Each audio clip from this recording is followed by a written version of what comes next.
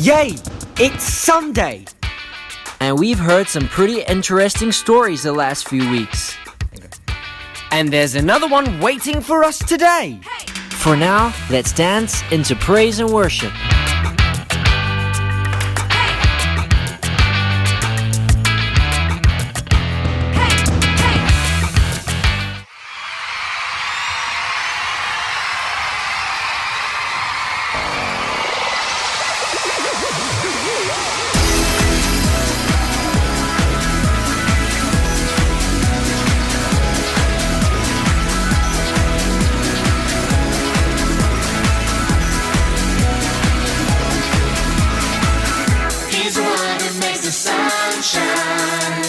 He's the one who puts the moon in the sky. He's the one who hung the stars one by one.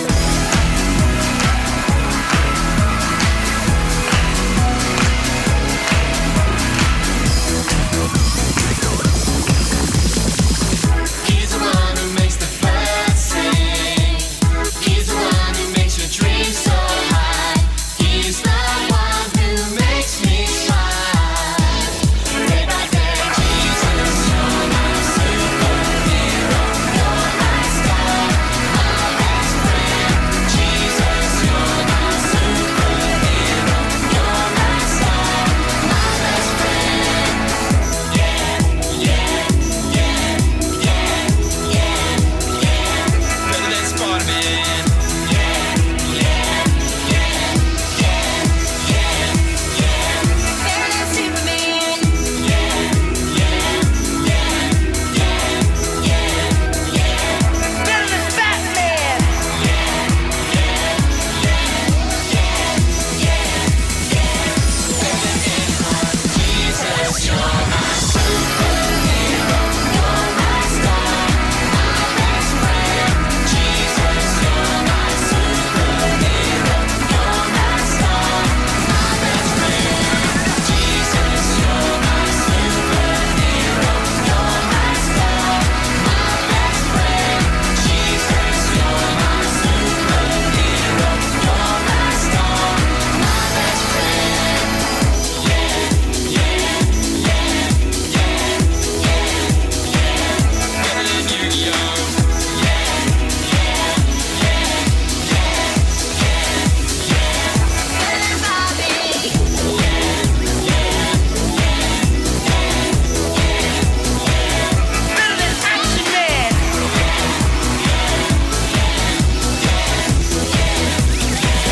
Better than everyone. Jesus, you're my superhero. You're my star, my best friend. Jesus, you're my superhero. You're my star, my best friend.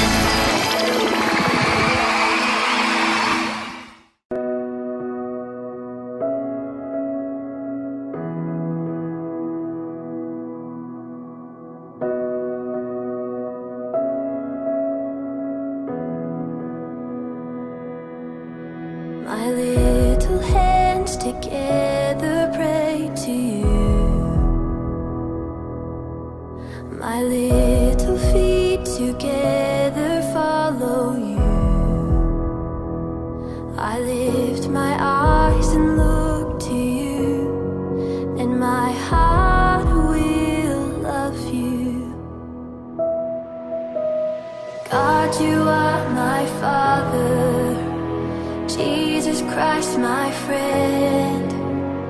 Holy Spirit, you help me on my way.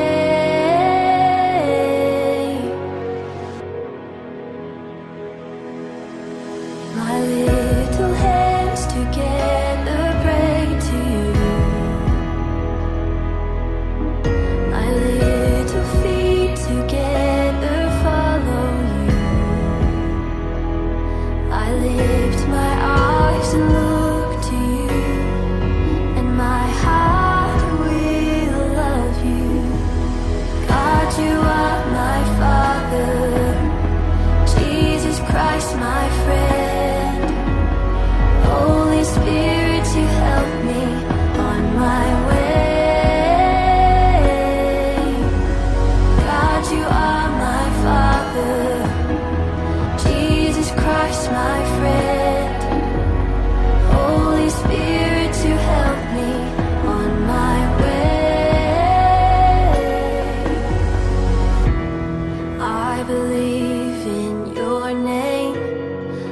I believe in your word.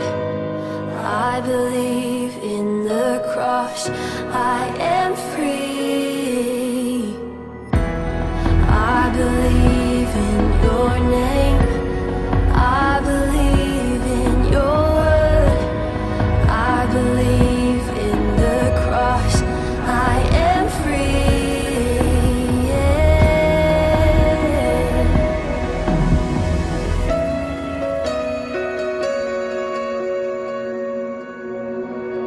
God, you are my Father. Jesus Christ, my friend. Holy Spirit, you help me on my way.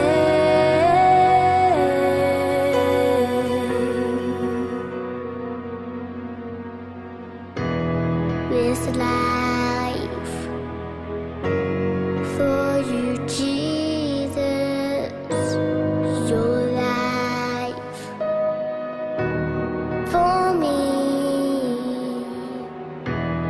This life for you, Jesus. Your life for me.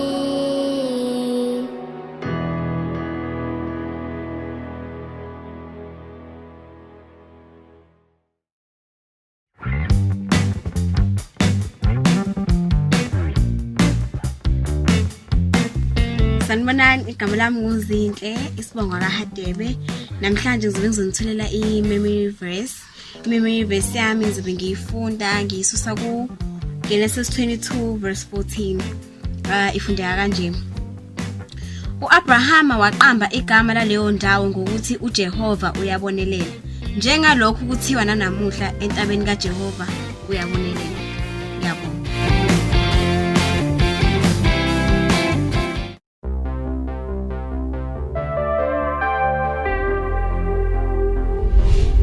Abram lived with his wife, Sarai.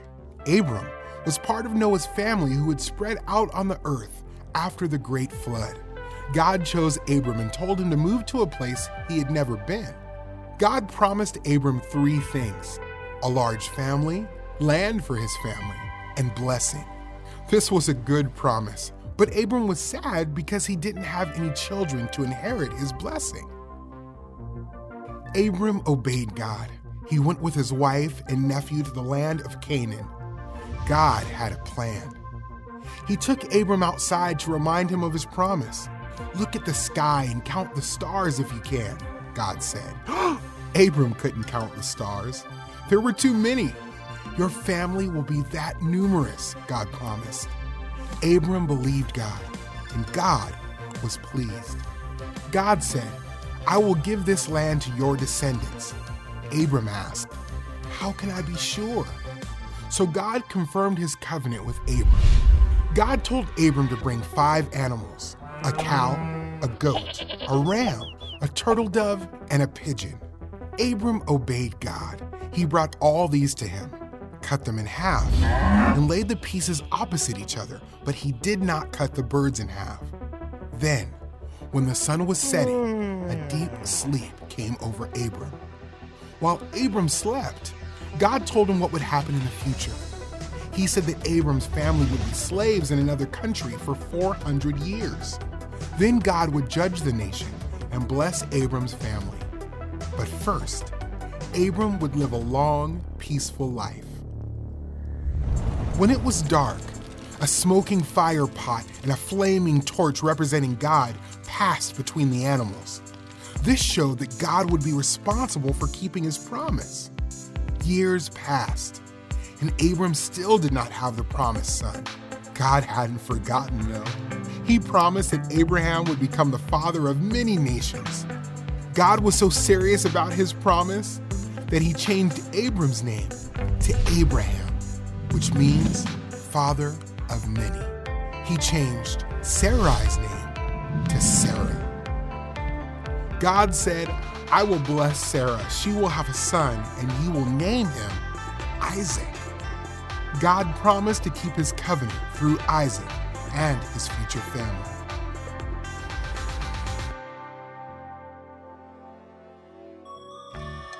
God promised to bless all the world through Abraham.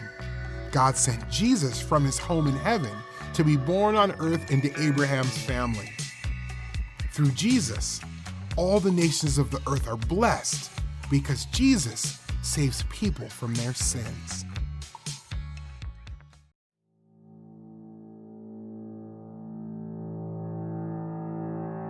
Sanibonani mangane emakhaya. Ngithemba ukuthi ni right kade sagcinana like ngempela. But into emnandi engashintshi ukuthi thina siyanithanda kakhulu nokuthi uNkulunkulu unithanda kakhulu okudlula thina. So lokho akushintshi kuzakusoze kwashintsha. Okay, so before siqale mhlawumbe sifuna sethi namhlanje so ngicela sithandazeni si invite uNkulunkulu ukuthi abe nathi. Okay, so sibayana amehlo ekhaya la ukhona, sibayana amehlo. uNkulunkulu Baba, sibonga uthando lwakho, sibonga umusa wakho ukuthi namhlanje sikhulunywe usuku olusha ukuthi kusamakhosi uzokhuluma nathi njengoba sizofunda ngawe, sifunde izinto ezintsha ngawe namhlanje. Sicela uvule ingqondo zethu, inhliziyo zethu ukuthi sakwamukele into zokuyisho kuthina egameni kaJesu. Amen. Okay. So, indaba yethu soxoxa sifunda namhlanje. So ekugcineni ukuthi indaba uAbraham wamthembanga uNkulunkulu noma engazi ukuthi uNkulunkulu icebo lakho liyini futhi engayiqondi indlela kaNkulunkulu, kodwa uAbraham waqhubeka wamthemba uNkulunkulu, wenza ngoba uNkulunkulu akakwenzile. I wonder kwenzani story. Usurindele ukuze waza siqaleke. So le ndaba yethu itholakala kuGenesis 22. Mawukhona ekhacela umakho babakho noma ubakwazi ukufundela akufundele le ndaba, itholakala kuGenesis 22. So kule ndaba siyathola ukuthi kukhona umuntu owayebizwa ngoAbraham umakoti wakhe uSarah. So before lokho uNkulunkulu wayeneza uAbraham isithembiso ukuthi Abraham uzoba nomntwana nomakoti wakhe izoba nengane yomfana. So but manje uAbraham noSarah basebadala sebegogo cabanga, but uNkulunkulu isithembiso sashilo ukubona nangempela wasifeza uSarah noAbraham baba nendodana. Noma khona indodana bayibiza igama ukuthi uIsaac. Yes, Isaac, Isaac. And then nangempela abe nengane ngempela ebudaleni babo babe nengane. Usathi ngelinye ilanga uNkulunkulu wabiza Abraham, bamvivini uNkulunkulu wavivina Abraham. uNkulunkulu wayefuna ukubona ukuthi ngabe ngempela uAbraham usangithanda yini noma ukuthanda kwakhe akasangithanda ukuzithanda ingane yakhe le engembusise ngayo. So la ngempela uNkulunkulu weke mayemvivini Abraham, yambiza Abraham asabela athi yebo Nkosi ngilalela ungakhuluma nami. Nangempela ke bese uNkulunkulu athi okay, ngicela Abraham uthathe indodana yakho yona le eyodwa, ingane yakho le yodwa, ngoba wanengane engaki, wanengane eyodwa. Lo ngane yakhe eyodwa kwakuyisibusiso kwingane esithembiso uNkulunkulu akayimnikeze sona. Nangempela athi uNkulunkulu uhambe uye entabeni, wamtshela negama lentaba, ufike lapho uyi sacrifice for mina. Abo uyenza umhlatshelo for mina. Nangempela uAbraham athatha ngasikhathi. Nangempela kwathiwa ngakusasa ekuseni ngovivi ekuseni ngakusasa uAbraham wavuka ngentathakusa, wathatha izinto zakhe ezimbili, wathatha imbongolo yaphatha inkuni ukuthi phela bezombasa umlilo uma uAbraham esehlatshelwe beselethe umhlatshelo kuNkulunkulu. Wathatha umlilo, inkuni, imbongolo yaphatha, basebenza bawu2, wathatha noIsaac ingane yakhe. Nangempela bahamba. Manje into uNkulunkulu ayishilo yayikude. Cabanga ukuthi insuku engaki. Azange ube usuku olulodwa, azange ube insuku ezi2, kodwa wathatha insuku ezintathu behamba ngoba kudala phela kwakungekho imoto, ngekho bus, ngekho ama-Uber, Taxify, ingqoshi, amatekisi. ungekho lokho. So makuthiwa uhamba endaweni kumele uhambe ngeenyawo noma mawukwazi ukugibela imbongolo. So bona bebehamba ngeenyawo ke bathatha izinsuku ezingaki ezintathu. Wathi usuku lesithathu Abraham eseyibona intaba le kude wathi abasebenzi bakhe abawu2 okay. So nathi intaba la siyakhona nina ngasala la nilinde lana nina nembongolo esho kubasebenzi laba bawu2 nangaphela basale nembongolo. Abraham athatha inkuni umlilo no Isaac nenkuni. So bahamba baya entabeni bafika phezulu. So mabesahamba ke beya lapho Isaac Isaac abuza babakathi baba yima ngiyawubona nazi inkuni ngiyabona na umlilo kodwa khonto eshodayo. Ambuza babakathi khonto eshodayo ngicabanga wena kwakuyini le eyishoda. Ambuza bese athi Isaac bathi iphu imvu esiyoyinikela uNkulunkulu. Ambuze kanjalo athi Abraham ungakhululeka ndodana uNkulunkulu uyena ozosinikeza imvu yokuthi yomnikelo. Uyena ozobonelela uyena ozosinikeza imvu yomhlatshelo. Nangaphela baqhubeka bahambe bafika entabeni uAbraham akhe i-altari abeke inkuni esethu sebenza indodana yakhe phela ngoba engakubathe uNkulunkulu uAbraham akanikele indodana yakhe. So mase bekile sethi usemenza isihlatshelo uNkulunkulu ingelosi yakhuluma noAbraham athi Abraham ungabeki isandla kumfana ungabeki isandla. uNkulunkulu sebonile ngempela ukuthi wena Abraham uthanda uNkulunkulu okudlula yonke into okudlula ngisho indodana yakho.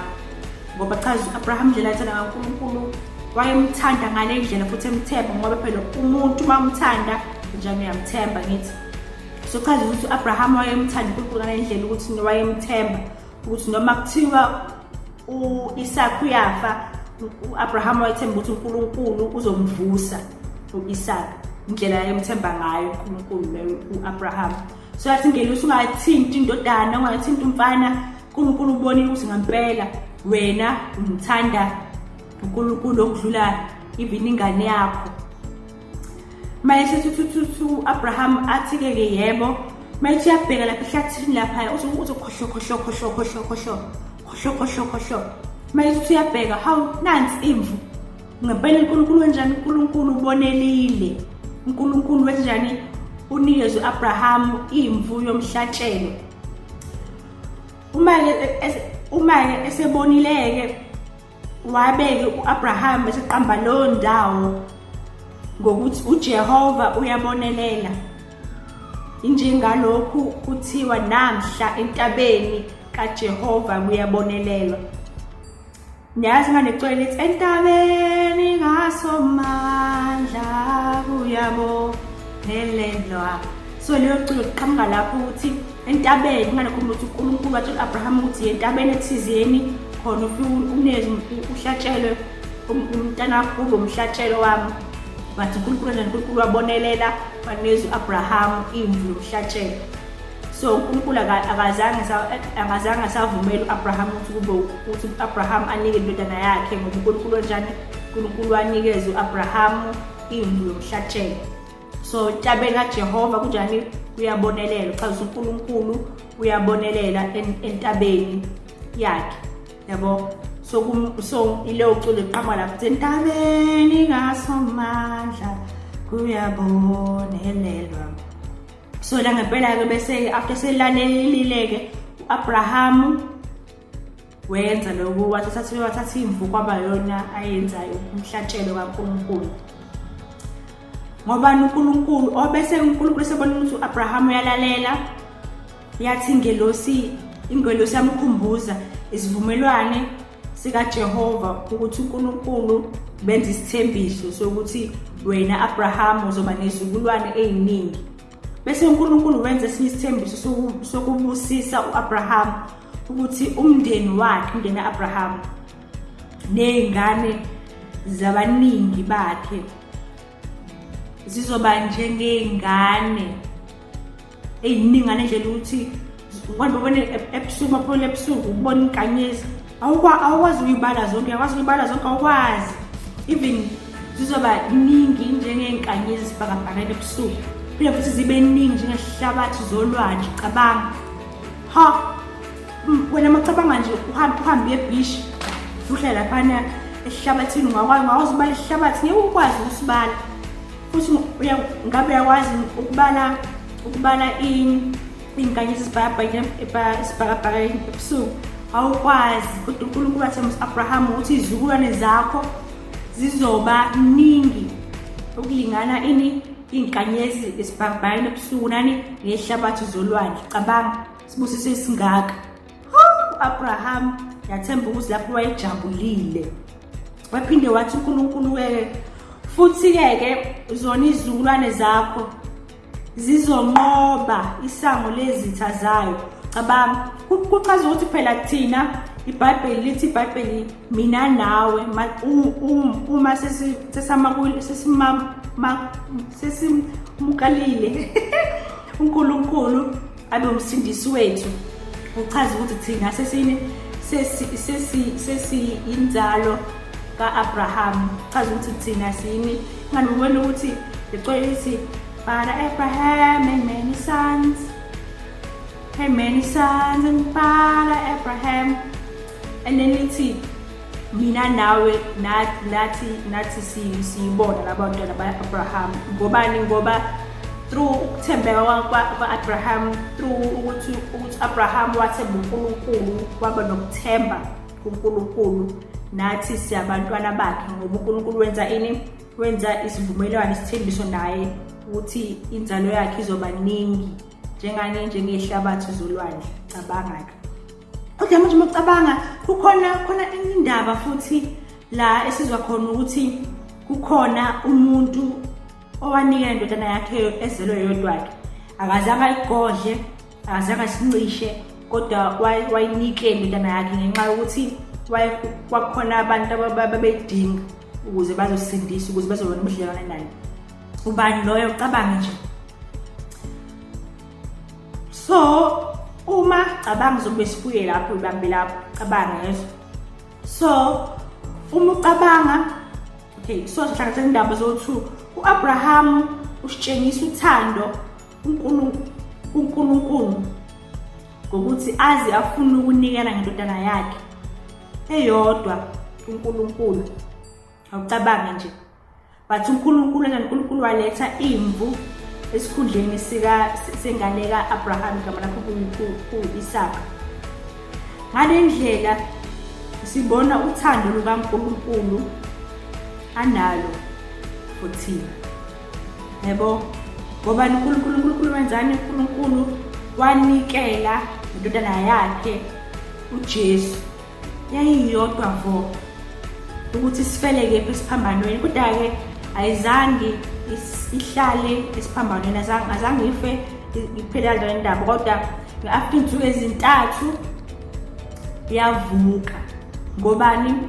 Phela ngaleyo ndlela siyakwazi ukuba nobudlelwane noNkulunkulu ngenxa yokuthi uJesu wasifela esiphambanweni. Nankathi uJesu esifela esiphambanweni wasigeza zonke izono zethu. Cabanga ngegazi lakhe sihlambulula ukuze thina sibe nobudlelwane noNkulunkulu noBaba wakhe. So uNkulunkulu uyathanda ngayo, sithanda ngale ndlela ukuthi uyavuma ukuthi indodana yakhe ezelwe yodwa kube yiyo ezo zisiphambanweni zemhlabeni, isifele esiphambanweni ukuze thina sibe nobudlelwane naye. Cabanga thina-ke sometimes sibuye sikhohlwa ngithi kodwa uNkulunkulu uyasithanda kakhulu. So ingobani sithemba uNkulunkulu kangaka? Ingobani simthemba njengo-Abraham? Indaba simele simthemba uNkulunkulu ingoba uNkulunkulu uthembekile. uNkulunkulu uthembekile bafethu, bangani emakhaya. uNkulunkulu akashintshi. yezwa iBhayibheli latshela ukuthi uNkulunkulu uyafana izolo namhlanje naphakade and futhi konke akushilo ezweni lakhe noma isimo sashilo akashintshi akaguquki konke akushilo uyakwenza cabanga konke akushilo uyakwenza yezwa so kukhona nje kukhona ivesi ngithanda utholakala ku-Isaiah la akhuluma khona ukuthi izwi lakhe lifana nemvula ukuthi imvula mayiqhamuka phezulu noma iqhwa inganifike inethe so ayiphindele emuva imvula ingazange imanzise umhlaba or ithelele iy'thelo angithi iphindele emuva iwenze umsebenzi wayo so linjalo izwi laNkulunkulu konke akushilo akuphindele emuva lingazange liwenze umsebenzi wayo ukuthi phela ngoba kumele liphindele emuva neyithela ukuthi baba ngithumile ukuthi ngihambe ngikwenza ukuthi bese liyenza lonto leyo before libuye so uNkulunkulu siyamthemba ngoba yena uthembekile futhi wenza konke enzele ukuthi athi inkazimulo yakhe athole inkazimulo yakhe futhi wenza konke enzele okuhle enzele thina okuhle so indaba yethu phela lapho ukuthi uAbraham wamthemba uNkulunkulu noma engaqondi lutho indlela zaNkulunkulu nemcabanga kaNkulunkulu so kufana nami nawe ukuthi kwinkathi kumele uNkulunkulu hlezi simthemba njalo noma singaqondi ukuthi yini imicabango yakhe yini amacebo akhe kodwa lokho singakuvumela ukuthi kusivimbe kodwa siqhubeke simthembe okay so uma ukhona mhlawumbe khona ingane yamakhelwane noma umngane noma ubani ongazani noJesu noma nawe wazana noJesu ubuka manje cela uvala amehlo ufuna ukwamukela uJesu abe umngane wakhe ahle enhlizweni yakho abe inkosi nomsindisi wakho okay mawufuna ukwenza njalo uvala amehlo uthi uNkulunkulu baba namhlanje ngivula inhliziyo yami ukuba ngicela ungene ubuse ube uNkulunkulu phezempilo yami ngiyavuma ukuthi ngingumoni ngizithethelele zonke izono zami namacala ami ngiyabonga ukuthi wena Jesu wehla wazongifela isiphambanweni aphinde wavuka ukuze mina ngibe nebudlelwane noBaba uNkulunkulu egameni laJesu amen yeah so sesiqedile namhlanje ngithemba enjoy isitori sethu ngiyasithanda isitori saAbraham kakhulu ngoba ngitshengisa ukuthembeka kaNkulunkulu ukuthi uNkulunkulu akashintsha aguquki uNkulunkulu ofanayo nsuku zonke bye nisale kahle emakhaya santhanda kakhulu bye. It's quiz time. Get ready to shout out the answers if you know them. Okay, so mina futhi so isikhathi manje semibuzo bona ukuthi ngabe kade nilalele yini kade nilalele emakhaya noma mhlawumbe uzumekile wathi noma kwenzakaleni so manje sesikhathi sembuzo so nginemibuzo ewu4 ngifike ngisho umbuzo bese ngisho i-answer ngisho umbuzo bese ngisho i-answer okay so umbuzo wokuqala uthi ngabe ubani igama lalo muntu wayethanda uNkulunkulu kangakanani ubani uAbraham yay umbuzo wethu wesibili uthi ngabe isithembiso sini uNkulunkulu asenza kuAbraham wasisibo